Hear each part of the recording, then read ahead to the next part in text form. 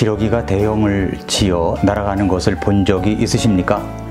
조류학자들이 밝혀낸 것은 기러기들이 V자를 그리며 날아가는 이유가 있다고 합니다.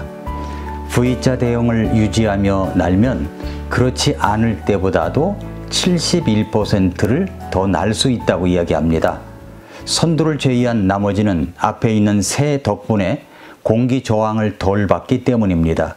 대신 뒤따라가는 새들은 울음소리를 내서 선두에 있는 새를 격려합니다. 그리고 선두가 지치면 대열에 있던 다른 새가 그 선두 자리를 바꿔서 날아가 그렇게 쉬운 비행을 한다는 것입니다. 또 비행 중 한 마리에게 이상이 생겨서 대열에서 처지면 다른 새 두 마리가 같이 날면서 쉬게 하다가 다른 무리가 지나갈 때 합류한다고 합니다. 이렇게 하여 기러기는 먼 거리를 날아서 이동할 수가 있는 것입니다. 이것은 무엇을 이야기하는 것일까요? 그것이 바로 격려의 힘입니다. 기러기의 대장정에서도 격려와 위로는 각 개체의 본래 역량보다도 훨씬 더 많은 능력을 이끌어내는 힘이 있습니다. 칭찬은 고래도 춤추게 한다라는 책이 있죠. 이 책의 주인공 웨스 킹슬리는 회사의 중역으로 회사와 가정에서의 인간관계로 많은 고민을 하는 사람입니다. 그는 플로리다에 출장을 가이는 동안 우연한 기회에 시월도 해양관에서 범고래의 멋진 쇼를 보게 되는데 크게 기대하지 않았던 그 쇼에서 무게 3톤이 넘는 범고래들의 멋진 쇼를 보고 어떻게 범고래로 하여금 그렇게 멋진 쇼를 하게 만들었는지 알고 싶어졌습니다. 그래서 범고래 조련사인 데이브는 웨스 킹슬리에게 범고래와의 관계는 인간사이의 관계와 다르지 않다면서 멋진 쇼를 하게 만드는 비결은 상대방에 대한 이 긍정적인 관심과 칭찬 그리고 격려라고 말해줍니다. 그리고 구체적으로 어떻게 긍정적으로 바라보고 칭찬과 격려를 해야 하는지에 대해서는 데이브의 친구이자 그리고 세계적인 컨설턴트인 앤 마리가 고래 반응이라는 용어를 통해 자세하게 설명해 주었습니다. 데이브와 앤 마리의 도움으로 웨스는 가정에서는 두 아이와 아내로부터 사랑받는 가장이 되고 직장에서는 보다 높은 성과를 올려서 동료들과 부하 직원들로부터 존경받는 상사가 되는데 성공한다 하는 이야기입니다. 칭찬은 3톤이 넘는 고래라고 할지라도 춤을 추게 합니다. 누구나 인간관계에서 긍정적인 관심과 칭찬 그리고 격려가 중요하다고 생각합니다. 그러나 실제로 가정과 직장의 일상생활에서 다른 사람에 대해 긍정적 관심을 가지고 지속적으로 칭찬과 격려를 하는 사람은 드뭅니다. 오히려 우리 삶은 타인에 대한 무관심과 부정적 반응으로 둘러싸여 있습니다. 잘 생각해보면 우리 모두는 가정과 직장에서 다른 사람들이 일을 잘하고 있을 때는 무관심하다가 잘못된 일이 생겼을 때만 흥분하고 질책하지 않습니까? 이런 것을 뒤통수 치기 반응이라고 합니다. 뒤통수 치기 반응으로 둘러싸인 이 환경에서는 결코 사람들이 최선을 다하지도 않고 열정을 바치지도 않습니다. 성경에 느헤미야서가 있죠. 느헤미야서에 보면은 느헤미야는 이스라엘 백성들과 함께 성벽 재건을 52일 만에 마쳤습니다. 어떻게 그들이 여럿이 한 호흡을 맞춰서 그 위대한 일을 이루어낼 수 있었을까요? 물론 느헤미야가 동기부여도 잘했고 협력과 연합도 잘했지만 무엇보다 느헤미야는 칭찬과 격려의 힘으로 그 일을 마칠 수가 있었다는 겁니다. 저는 느헤미야 3장을 참 좋아합니다. 느헤미야 3장에서는 수많은 사람들의 이름과 행한 일이 나옵니다. 사소한 일이라고 생각되는 일까지도 다 언급하고 있습니다. 그러면서 그 말씀 속에는 더욱더 힘써서 일한 사람들은 그 앞에 성실하게 라는 단어를 붙여주었습니다.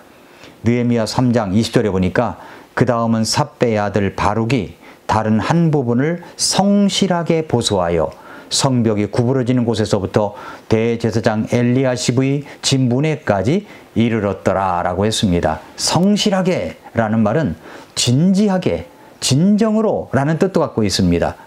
바르기 어렵고 힘든 가운데서도 성실하게 일한 것을 칭찬하고 있는 것입니다. 언급하고 있는 것입니다. 그 부분을 드러내주고 있는 것입니다.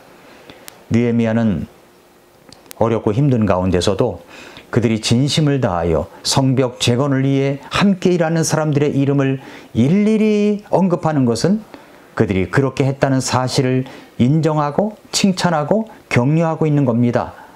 칭찬과 격려는 사람들로 하여금 좌절하지 않고 이를 끝까지 완수하도록 해줍니다. 우리가 믿음으로 살기 위해서는 이렇게 끊임없는 관심과 사랑과 격려와 칭찬이 있어야 합니다. 초대교회 당시 사도행전 서두에서 이런 사람을 한 분 소개하고 있죠. 그분은 바로 바나바입니다. 바나바는 사람을 만나면 칭찬과 격려를 잘했던 사람입니다. 심지어는 바울이 구원을 받고 제자들에게 왔을 때 모든 사람이 전과가 있던 바울을 받아들이지 않고 머뭇거리고 있었을 때 바나바가 나서서 그를 위해 변호해 주면서 함께 해 주었습니다. 바나바의 원래 이름은 요셉입니다. 그런데 사도 바울은 그에게 별명을 붙여 주었습니다. 권면과 위로의 사람, 칭찬과 격려의 사람이라는 뜻을 갖고 있는 바나바로 불렀습니다. 바나바가 안디옥 교회에서 목회를 하고 있었을 때 사울, 나중엔 바울이 되죠. 사울이 이 사역을 할 수 있다고 생각하여 고향 다소로 찾아가서 그를 데리고 와서 그 교회의 지도자로 세웠습니다. 사도행전에서 두 사람 이름을 언급할 때 바나바와 사울이라고 언급했지만 점차 바나바와 바울, 바울과 바나바로 섞어서 쓰면서 두 사람의 역할이 동등하게 강조되다가 나중에는 소리도 없이 바나바가 무대에서 사라집니다. 바나바는 정말 놀라운 사람입니다. 그는 세워야 할 사람을 격려하여 세웠을 뿐만 아니라 물러날 때가 언제인지를 알고 조용히 사라졌습니다. 자신이 인기가 사라져가는 것을 연연하지 않았습니다. 느헤미야도 그랬습니다. 느헤미야는 바로 이런 칭찬과 격려로 사람들을 이끌면서 성벽 재건을 52일 만에 마칠 수가 있었습니다. 한번 생각해 보십시오. 나는 과연 격려와 칭찬을 잘하는 사람인가? 나는 가정에서 아이들이나 배우자에게 칭찬과 격려를 잘하는 사람인가요? 사람들을 만나면 그 사람의 장점을 찾아내요. 칭찬부터 하고 격려부터 합니까? 이런 것들을 한번 생각해 보십시오. 잘못할 때마다 지적하고 징계하고 잘할 때만 상을 주는 이 딱딱하고 두려운 가정에서 격려와 사랑을 받지 못한 사람은 자라서도 열등감 속에 살아갑니다. 만약에 격려와 칭찬을 충분히 하지 않는다면 우리는 지금 사랑하는 자녀들을 평생 열등감 속에서 살아가라고 만들어가고 있는 중인지 모릅니다. 비판과 분석을 10% 정도 하였다면 비판과 분석을 10% 정도 하였다면 칭찬과 격려는 90%를 해야 합니다. 우리의 언어 생활을 돌아보십시오. 우리의 언어 생활은 얼마나 비효율적인지를 아십니까? 우리는 주님께 격려와 칭찬을 받고 있지 않습니까? 나를 사랑하고 인도하시는 주님을 체험하면서도 남을 격려하는 데 인색한 사람은 어리석고 완악한 사람입니다. 홀랜드 오퍼스라는 영화가 있습니다. 평범한 고등학교 음악교사 글렌 홀랜드의 삶을 그린 영화입니다.